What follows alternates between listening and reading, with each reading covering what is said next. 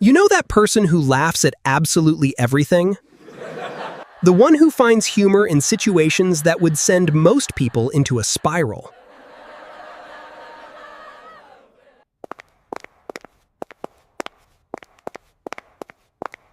Yeah, they've probably been through some stuff. And I'm not talking about a bad haircut in middle school.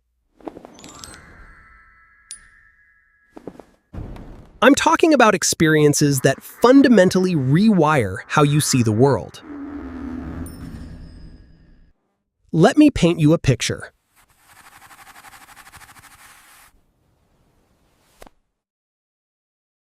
Someone cuts them off in traffic.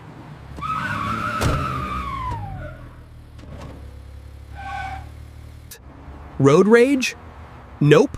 They're already mentally 3 steps ahead. Wondering if that driver is having a bad day? Going through a divorce? Or maybe just really needs to pee? Because when you've survived your own storms, other people's rain showers just hit different. Here's what nobody tells you about people who've endured too much. Their brain literally operates on a different frequency. It's not broken, it's trained by necessity to become this survival masterpiece. Still learning how to exist in a world where the threat is no longer real. But there's something even stranger happening beneath the surface.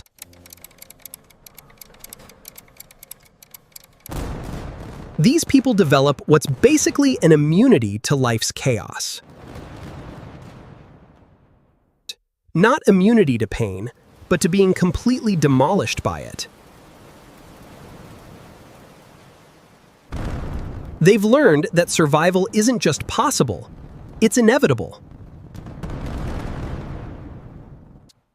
This is where things take a turn.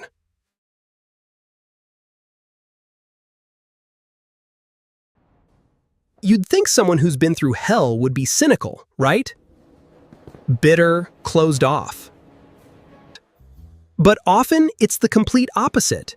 They become the most empathetic people you'll ever meet. And I mean aggressively empathetic. They can spot pain in others from a mile away. Because they've memorized that language fluently.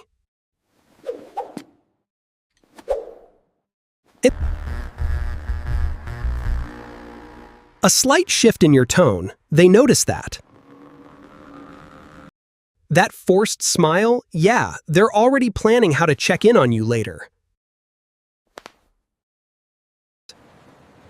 They know how to read silence, not just the absence of words, but the texture of it. Whether it's heavy, disappointed, irritated, or simply tired.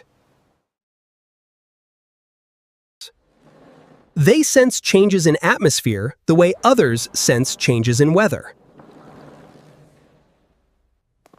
Most people walk into a room and see furniture. They walk in and see emotional temperature. And here's something beautiful that comes from all this pain.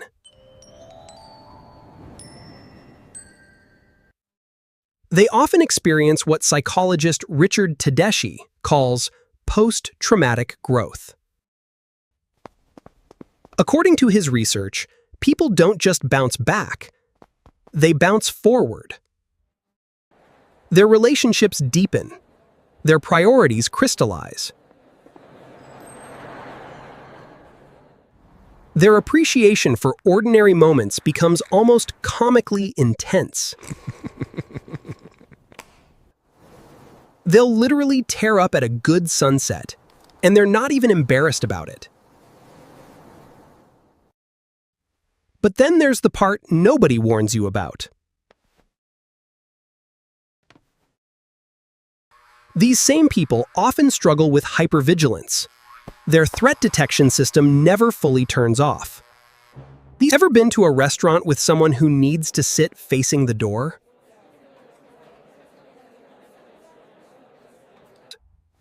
Or someone who has 17 backup plans for a simple coffee date? That's not paranoia, that's a nervous system that learned the hard way that safety is a luxury. And here's something that'll mess with you. They often downplay their own experiences, constantly. Oh, it wasn't that bad. Other people have it worse. I'm fine, really. It's like they've developed an allergy to being perceived as victims.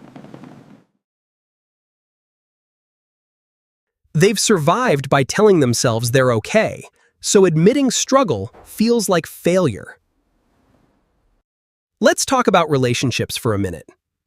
People who've been through too much often become incredibly loyal. Or incredibly distant, sometimes both simultaneously, which is as confusing as it sounds.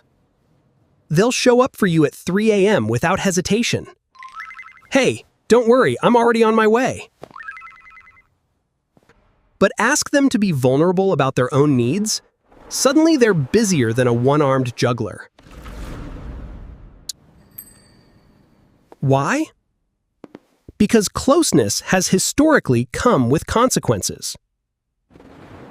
Your nervous system doesn't relax when someone gets close. It braces. Because dependence in their experience has come with a price tag.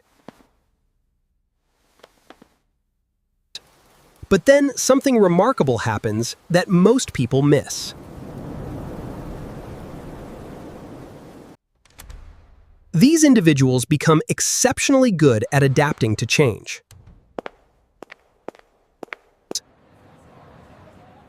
New job?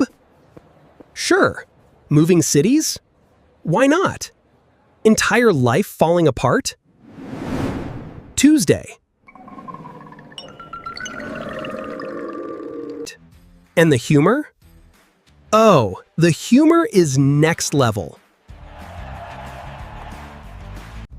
Dark humor specifically. It's not about being insensitive, it's about taking power away from pain. Comedy becomes armor. Every joke is a tiny rebellion against the things that tried to break them. They've gone through too much, and somehow they're still here, still trying, still finding reasons to hope.